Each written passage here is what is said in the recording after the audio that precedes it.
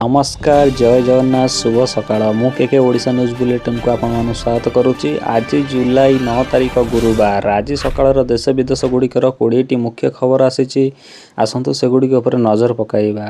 Number 1 लघुचाप प्रभाव। बंगोपसागर में सक्रिय सदृढ़ लघुचाप प्रभाव में सारा ओडिशा रे प्रबल वर्षा जारी रही एवं आगामी 24 घंटा पाणीपाग विभाग पक्षरु समस्त जिला को अलर्ट करा जायछि। लगातार वर्षा जोगु जलस्तर बढ़ुथिबारु आसंता काली सकाळ 11टारे हीराकुदर प्रथम 4टी स्लुइस गेट खोली बन्या जल निष्कासन करा जिवो। मुंडुली और तलिया अंचल पई हाई अलर्ट। महानदीर तळमुंडरे थिबा Cuttack Munduli barrage control room को आज राति सक्रिय करा नदी बंधगुड़िक उपर कड़ा नजर रखा जायछि। आंचलिक पाणीपाग केन्द्र सूचना अनुसार आसंता जुलाई 12 तारिख बेलू बंगोपसागर आउ एक नुआ लघुचाप क्षेत्र सृष्टि होबार संभावना रही जहाँ वर्षार परिमाण को आहरी बढ़ाइब। नंबर 2 राशन कार्ड जांच। ओडिशा रे सरकारी नियम उल्लंघन करी बेआईन भावे राशन कार्ड हाथैथिबा अयोग्य लोकों को चिन्हट करी बाद देया पई आज खाद्य जोगाण विभाग पक्षरु जोरदार प्रक्रिया करा जायछि। राशन कार्ड थिया समस्त सदस्यों को आधार संयोगीकरण एवं ई-केवाईसी जांच प्रक्रिया को तुरंत शेष करिया पई ब्लॉक एवं पौरांचल स्तर रे निर्देश दिया जायछि। जिलापाल मानक निर्देश रे विभिन्न स्थान रे स्वतंत्र स्क्वाड गठन करा जाय धनी सरकारी चाकरिया और 4 चकिया गाड़ी थिबा अयोग्य कार्डधारी उपरे नजर रखा जायछि। जेउ अयोग्य लोक माने निज आडू कार्ड समर्पण करुनांती चढ़ाऊ बेले धरा पड़िले सेमानक विरुद्ध रे कड़ा आईनगत कार्यानुष्ठान सह जोरिमाना आदाय कराजियो बोली प्रशासन स्पष्ट करिछि। Number 3 Hirakud gate alert. आसंता काली सकाळ 11टारे हीराकुद डैम चलित वर्षर प्रथम बन्या जल निष्कासन करा जिवो। प्रारंभिक पर्यायर 4टी स्लुइस गेट खोला जिवो एवं परे पर्यायक्रमे प्राय 1 लाख क्यूएस जल छड़ा जिवो। उपर मुंडरे प्रबल वर्षा जोगु वर्तमान हीराकुदर जलस्तर विपद संकेत टपी 611.23 फुट रे पहुंचीछि। महानदी अववाहिकार थिबा 10 रु अधिक जिलार तलिया अंचल लोकों को प्रशासन पक्षरु हाई अलर्ट करा जायछि। तळमुंडरे मुंडुली ठारे जल प्रवाह कमुथिबारु सेभली कोनोसी उत्कालीन बन्या भय नाही बोली जल संपद विभाग सूचना देइछि। नंबर 4 ओडिशा पुलिस रे 26,000 पदवी खाली। ओडिशा पुलिस रे वर्तमान प्राय 26,000 रु 33,000 पदवी खाली पड़िथिबा नै पुलिस महानिर्देशक वाईबी खुरानिया सूचना देइछन्ति। राज्यर जनसंख्या तुलना रे एवं अन्य राज्य अपेक्षा ओडिशा रे पुलिस मानव संबल बहुत कम रहिछि। एही समस्यार समाधान पई मुख्यमंत्री मोहन चरण माझी निकट रे विभाग रे 17,000 नूतन पदवी सृष्टि करने को अनुमोदन करिसेंति। पदवी गुड़िक खाली थिबा जोगु विभिन्न स्थान रे कार्यभार बढ़ुछि एवं आईन शृंखला तदंत प्रभावित हेउछि। एही समस्त खाली पदवी पूरण पई खूब शीघ्र एक बड़ नियुक्ति प्रक्रिया आरंभ हो बोली डीजीपी आशा प्रकट करिसेंति। नंबर 5 सूरत रे बन्या। गुजरात रो सूरत रे 7 इंच रु अधिक प्रबल वर्षा जोगु शहरर अधिकांश अंचल जलमग्न होई बन्या परिस्थिति सृष्टि हेछि। सूरत रो कपड़ा बाजार एवं रेल स्टेशन जलबंदी हेबा फल रे प्राय 1 लाख रु अधिक यात्री और व्यवसाय प्रभावित होइछन्ति। सहरर तलिया अंचल से सड़क गुड़िक आंठिए उच्चर पानी जमी यातायात संपूर्ण बाधाप्राप्त होइछि एवं स्थानीय जनजीवन अस्तव्यस्त होई पड़िछि। विभिन्न पानी जमी रही अंचल में फसी रही जलबंदी लोकों को सुरक्षित उद्धार करने ପାଇଁ एनडीआरएफ एवं स्थानीय प्रशासन उद्धार कार्य जारी रखिछन्ति। आगामी दिन में सूरत समेत दक्षिण गुजरात में आहुरी अधिक वर्षा होबार संभावना रही पाणीपाग विभाग पक्षरु हाई अलर्ट जारी करा जायछि। नंबर 6 जुक्त 2 एडमिशन आरंभ। यही प्रथम पर्यायर राज्यर मोट 4,61,325 आवेदनकारी मध्यरु 4,29,219 जन छात्र छात्री योग्य विवेचित होइछन्ति। कटकर प्रतिष्ठित रेभेन्सा हायर सेकेंडरी स्कूल विज्ञान रे सर्वाधिक 53%, 40% वाणिज्य रे 22.40% एवं कला रे 81% कटअफ सह शीर्ष रे रही। प्रथम प्रतिभा तालिका रे मनोनीत होता पिला माने जुलाई 9 रु जुलाई 15 तारिख मध्य संपुक्त कॉलेज को जाई नाम लिखाई पारिबे। एहा परे खाली पड़िथिबा सीट गुड़िक पई आसंता जुलाई 23 तारिख रे द्वितीय मेधा तालिका जारी करा जिवो। सरकार सूचना मुताबिक समस्त उच्च माध्यमिक विद्यालय रे जुक्त 2 प्रथम वर्षर पाठपढ़ा जुलाई 23 तारिख रे आरंभ हेबो। नंबर 7 सुभद्रा योजना प्रस्तुति। राज्य सरकार सुभद्रा योजना रे एपर्यंत 4टी किस्ती रे मोट 20,000 टंका 1 कोटी रु अधिक महिला हिताधिकारी पाई सारिचंती। वर्तमान समस्त महिला हिताधिकारी पंचम किस्तीर 5,000 टंका पाइबा पई चातक भली अपेक्षा करिसंती। गत मे मासरे प्राय 1 लाख रु अधिक बाकी रहिथिबा महिला मानक खाता को भेरिफिकेशन पर टंका पठा जाइथिला। सरकार सुभद्रा योजना रे सफलता परखिबा पई ग्राउंड जीरो रु समीक्षा और ପ୍ରସ୍ତୁତି ଜାରି ରଖିଛନ୍ତି। ଯେଉଁ ଯୋଗ୍ୟ ମହିଳାମାନେ ଏବେ ବି ବାଦ୍ ପଡ଼ିଛନ୍ତି ସେମାନଙ୍କ ପାଇଁ ଅନଲାଇନ୍ ଆବେଦନ ଓ ଯାଞ୍ଚ ପ୍ରକ୍ରିୟା ଜାରି ରହିଛି। ନମ୍ବର 8 ପୁରୀ ରଥଯାତ୍ରା ସେବାୟତ ବୈଠକ। ରଥଯାତ୍ରା ଅବସରରେ ମହାପ୍ରଭୁଙ୍କ ସମସ୍ତ ନୀତିକାନ୍ତି ଶୃଙ୍ଖଳିତ ଏବଂ ସମୟାନୁବର୍ତ୍ତୀ କରିବା ପାଇଁ ପ୍ରଶାସନ ଓ ସେବାୟତଙ୍କ ମଧ୍ୟରେ ସହମତି ହୋଇଛି। ରଥ ଉପରେ ଏବଂ କର୍ଡନ ଭିତରେ ଭିଡ଼ ନିୟନ୍ତ୍ରଣ କରିବା ପାଇଁ କର୍ଡନ ପାସ୍ ବ୍ୟବସ୍ଥାକୁ ଅତି ସୀମିତ ଓ କଡ଼ାକଡ଼ି କରିବାକୁ ମୁଖ୍ୟମନ୍ତ୍ରୀ ନିର୍ଦ୍ଦେଶ ଦେଇଛନ୍ତି। ଶ୍ରଦ୍ଧାଳୁଙ୍କୁ ଶୃଙ୍ଖଳିତ ଦର୍ଶନ ଓ ସୁରକ୍ଷା ପାଇଁ ପୁରୀରେ ପ୍ରାୟ 12,000 ପୋଲିସ କର୍ମଚାରୀ ଏବଂ 250 ପ୍ଲାଟୁନ୍ ଫୋର୍ସ ମୁତୟନ କରାଯିବ।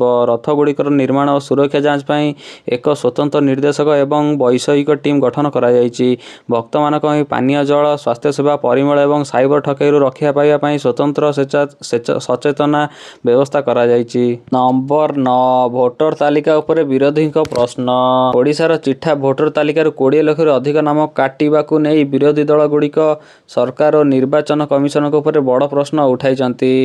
ବିଗତ ନିର୍ବାଚନରେ ଭୋଟ ଦେଇଥିବା ଏବଂ ବୈଧ ଭୋଟର ଆଇଡି ଥାଇ ମଧ୍ୟ ହଜାର ହଜାର ଯୋଗ୍ୟ ଲୋକଙ୍କ ନାଁ କାହିଁକି କଟିଛି ବୋଲି ବିରୋଧୀ ପ୍ରଶ୍ନ କରିଛନ୍ତି। ବିଜେଡି ନେତା ଦେବୀ ପ୍ରସାଦ ମିଶ୍ର ଅଭିଯୋଗ କରିଛନ୍ତି ଯେ ସରକାରୀ ରିପୋର୍ଟ ଅପେକ୍ଷା ପ୍ରକୃତରେ ପ୍ରାୟ 27 ଲକ୍ଷ ଲୋକଙ୍କ ନାଁ ବାଦ୍ ପଡ଼ିଛି, ଯାହା ଗଣତନ୍ତ୍ର ପ୍ରତି ବଡ଼ ବିପଦ ଅଟେ। ରାଜ୍ୟ କଂଗ୍ରେସ ସଭାପତି ଭକ୍ତ ଦାସ ମଧ୍ୟ ଜୀବିତ ଲୋକଙ୍କ ମୃତ ଦଶା ଏବଂ ପ୍ରକ୍ରିୟାରେ ସ୍ୱଚ୍ଛତା ନଥିବା ଅଭିଯୋଗ କରି ମୁଖ୍ୟ ନିର୍ବାଚନ ଅଧିକାରୀଙ୍କଠାରୁ ଜବାବ ମାଗିଛନ୍ତି।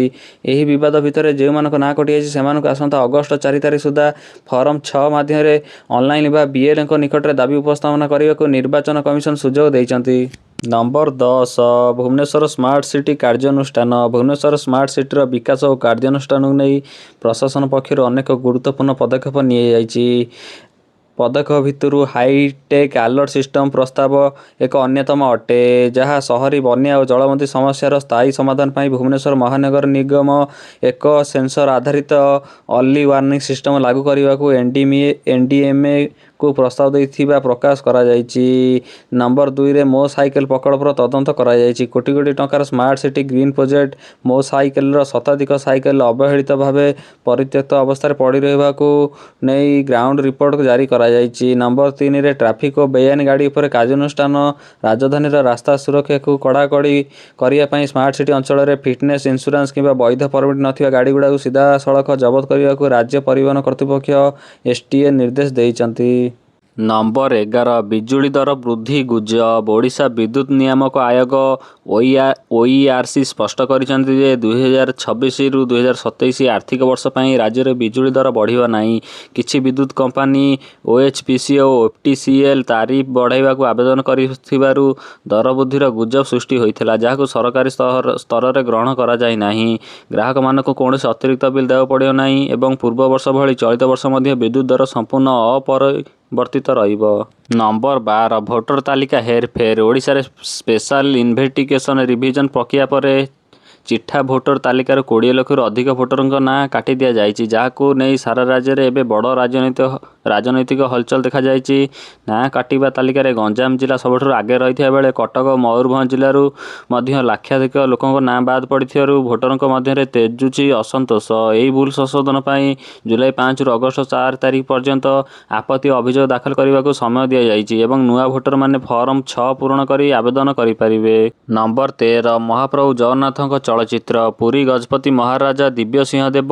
ଏହି ଆନିମେଟେଡ୍ ଫିଲ୍ମର କାହାଣୀ ଜଗନ୍ନାଥ ସଂସ୍କୃତିର ପରିପନ୍ଥୀ ଏବଂ ଏହା କୋଟି କୋଟି ଭକ୍ତଙ୍କ ଧାର୍ମିକ ଭାବନାକୁ ଆଘାତ ପହଞ୍ଚାଉଛି ବୋଲି କହି ଏହାକୁ ତୀବ୍ର ବିରୋଧ କରିଛନ୍ତି। ଜୁଲାଇ 10ରେ ରିଲିଜ୍ ହେବାକୁ ଥିବା ଏହି ଫିଲ୍ମର ବିକୃତ ତଥ୍ୟକୁ ନେଇ ବିବାଦ ବଢ଼ିବା ପରେ Bhubaneswar Eli animations private limited production ହାଉସକୁ ସ୍ପଷ୍ଟୀକରଣ ମଗାଯାଇଛି। Number 14 Bhubaneswar OPD update. Bhubaneswar capital hospital ଏବଂ ଅନ୍ୟାନ୍ୟ ସରକାରୀ ଚିକିତ୍ସାଳୟରେ ରୋଗୀମାନେ ନିର୍ଦ୍ଧାରିତ ସମୟ ଅନୁଯାୟୀ ସକାଳ 9ଟାରୁ ସନ୍ଧ୍ୟା 5ଟା ପର୍ଯ୍ୟନ୍ତ ସାଧାରଣ ଓପିଡି ସେବା ପାଇପାରୁଛନ୍ତି। ଲମ୍ବା ଲାଇନରୁ ରକ୍ଷା ପାଇବା ପାଇଁ ରୋଗୀମାନେ ଓଡ଼ିଶା ସରକାରଙ୍କ ଅଫିସିଆଲ ମାଧ୍ୟମରେ ଆଗୁଆ ଅନଲାଇନ୍ ଓପିଡି ଟିକେଟ ବୁକିଂ କରିପାରିବେ। ଏହା ସହିତ ଏମ୍ସ ଭୁବନେଶ୍ୱରରେ ମଧ୍ୟ ସ୍ୱାସ୍ଥ୍ୟ ଆପ୍ ଏବଂ ଓଆର୍ଏସ୍ ପୋର୍ଟାଲ ଜରିଆରେ ଅନଲାଇନ୍ ଆପଏଣ୍ଟମେଣ୍ଟ ଏବଂ ଓପିଡି ପଞ୍ଜୀକରଣ ପ୍ରକ୍ରିୟା ସୁରୁଖୁରୁରେ ଚାଲୁ ରହିଛି। ନମ୍ବର 15 ଏଆଇ ମାଧ୍ୟମରେ ମୁଖ୍ୟମନ୍ତ୍ରୀଙ୍କୁ ଟାର୍ଗେଟ। ସାମାଜିକ ଗଣମାଧ୍ୟମରେ କୃତ୍ରିମ ବୁଦ୍ଧିମତ୍ତା ଏଆଇ ଜ୍ଞାନକୌଶଳର ଅପବ୍ୟବହାର କରି ମୁଖ୍ୟମନ୍ତ୍ରୀଙ୍କ ଚରିତ୍ର ସଂହାର କରିବା ଅଭିଯୋଗରେ ଅନୁଗୁଳ ଅଞ୍ଚଳର ମନୋରଞ୍ଜନ ପ୍ରଧାନ ନାମକ ଆଉ ଜଣେ ଯୁବକଙ୍କୁ ସାଇବର ପୋଲିସ ଗିରଫ କରିଛି। ଅଭିଯୁକ୍ତ ଜଣକ ଏଆଇ ଜରିଆରେ ମୁଖ୍ୟମନ୍ତ୍ରୀଙ୍କ ଫଟୋକୁ ବିକୃତ କରିବା ସହ ଅତି ଜଘନ୍ୟ ଏବଂ ଆପତ୍ତିଜନକ ଭାଷା ପ୍ରୟୋଗ କରି ଭିଡ଼ିଓ ପୋଷ୍ଟ କରୁଥିଲେ। ନମ୍ବର 16 ଓଡ଼ିଶା ଆନ୍ଧ୍ର ସୀମା ବିବାଦ। ଆନ୍ଧ୍ରପ୍ରଦେଶର ସାଲୁର ତହସିଲଦାର ସୁରେଶ ବାବୁଙ୍କ ସହ ଏକ ସରକାରୀ ପ୍ରଶାସନିକ ଟିମ୍ ଓଡ଼ିଶାର କୋରାପୁଟ ଜିଲ୍ଲା କୋଟିଆ ପଞ୍ଚାୟତର ବିଭିନ୍ନ ଗ୍ରାମରେ ପ୍ରବେଶ କରିଛନ୍ତି। ଓଡ଼ିଶା ସରକାର ଏହି ଅଞ୍ଚଳରେ 100% ଜନଗଣନା କାର୍ଯ୍ୟ ଶେଷ କରିସାରିଥିବା ବେଳେ ଆନ୍ଧ୍ର ଅଧିକାରୀମାନେ ବେଆଇନ ଭାବେ ଘରକୁ ଘର ବୁଲି ପୁରୁଣା ଫର୍ମ ସଂଗ୍ରହ କରି ଡିଜିଟାଇଜେସନର ଯାଞ୍ଚ କରୁଛନ୍ତି। ଆନ୍ଧ୍ରପ୍ରଦେଶର ଏହି ସୀମା ଅନୁପ୍ରବେଶ ଏବଂ ବାରମ୍ବାର ହସ୍ତକ୍ଷେପ ଯୋଗୁଁ କୋଟିଆବାସୀଙ୍କ ମଧ୍ୟରେ ପୁଣି ଥରେ ତୀବ୍ର ଉତ୍ତେଜନା ଏବଂ ଭୟର ବାତାବରଣ ସୃଷ୍ଟି ହୋଇଛି। ନମ୍ବର 17 ଓଡ଼ିଶା ଯୁକ୍ତ +3 ନାମଲେଖା ବୃଦ୍ଧି। ଓଡ଼ିଶା ଉଚ୍ଚଶିକ୍ଷା ବିଭାଗ ପକ୍ଷରୁ ଯୁକ୍ତ 3 ପ୍ରଥମ ପର୍ଯ୍ୟାୟ ନାମଲେଖା ଲାଗି ସଂଶୋଧିତ ସୂଚୀ ଜାରି କରାଯାଇଛି, ଯେଉଁଥିରେ ଛାତ୍ରଛାତ୍ରୀମାନଙ୍କୁ ଜୁଲାଇ 8ରୁ ଜୁଲାଇ 1 ତାରିଖ ପର୍ଯ୍ୟନ୍ତ ପୁଣି ଥରେ କଲେଜ ଓ ସବଜେକ୍ଟ ଚଏସ୍ ଫିଲିଂ କରିବାର ସୁଯୋଗ ମିଳିବ। ରାଜ୍ୟ ସରକାରଙ୍କ କେଜିପିଜିରୁ ମାଗଣା ଶିକ୍ଷା ଘୋଷଣା ପରେ ଏହି ନିୟମ ବଦଳିଥିବା ବେଳେ ଦ୍ୱିତୀୟ ପର୍ଯ୍ୟାୟ ମେରିଟ ଲିଷ୍ଟ ଜୁଲାଇ 20 ତାରିଖ ପ୍ରକାଶ ପାଇବ ବୋଲି ସୂଚନା ମିଳିଛି। ନମ୍ବର 18 ପରିବହନ ବିଭାଗର କଡ଼ା ନିୟମ। ଓଡ଼ିଶା ପରିବହନ ବିଭାଗ ଏସ୍ଟିଏ କଡ଼ାକଡ଼ି ଯାଞ୍ଚ କରି ନିୟମ ଉଲ୍ଲଂଘନକାରୀଙ୍କ ଗାଡ଼ି ସିଧାସଳଖ ଜବତ କରିବାକୁ ନିର୍ଦ୍ଦେଶ ଦେଇଛି। ବୈଧ କାଗଜପତ୍ର, ଫିଟନେସ୍ କିମ୍ବା ଇନ୍ସୁରାନ୍ସ ନଥିଲେ ରାସ୍ତାରେ ଗାଡ଼ି ଚଳାଇବା ଉପରେ ସମ୍ପୂର୍ଣ୍ଣ ରୋକ ଲଗାଯାଇଛି। ନମ୍ବର 19 କଟକ ମୁଣ୍ଡୁଳି ଆଲର୍ଟ। ଲଗାତାର ବର୍ଷା ଯୋଗୁଁ ମହାନଦୀର ଜଳସ୍ତର ବୃଦ୍ଧି ପାଉଛି ଏବଂ କଟକର ମୁଣ୍ଡୁଳି ବ୍ୟାରେଜ ନିକଟରେ କର୍ତ୍ତୃପକ୍ଷ ହାଇ ଆଲର୍ଟ ଜାରି କରିଛନ୍ତି। ଆସନ୍ତାକାଲି ହୀରାକୁଦ ଡ୍ୟାମର ପ୍ରଥମ ବନ୍ୟା ଜଳ ଛଡ଼ାଯିବାରୁ ତଳିଆ ଅଞ୍ଚଳର ଲୋକଙ୍କୁ ସତର୍କ ରହିବାକୁ ଏବଂ ନଦୀ ଭିତରକୁ ନ ଯିବାକୁ ପ୍ରଶାସନ ପକ୍ଷରୁ ସୂଚନା ଦିଆଯାଇଛି। ନମ୍ବର 20 କଟକରୁ ଭୁବନେଶ୍ୱର ମେଟ୍ରୋ ପ୍ରକଳ୍ପ।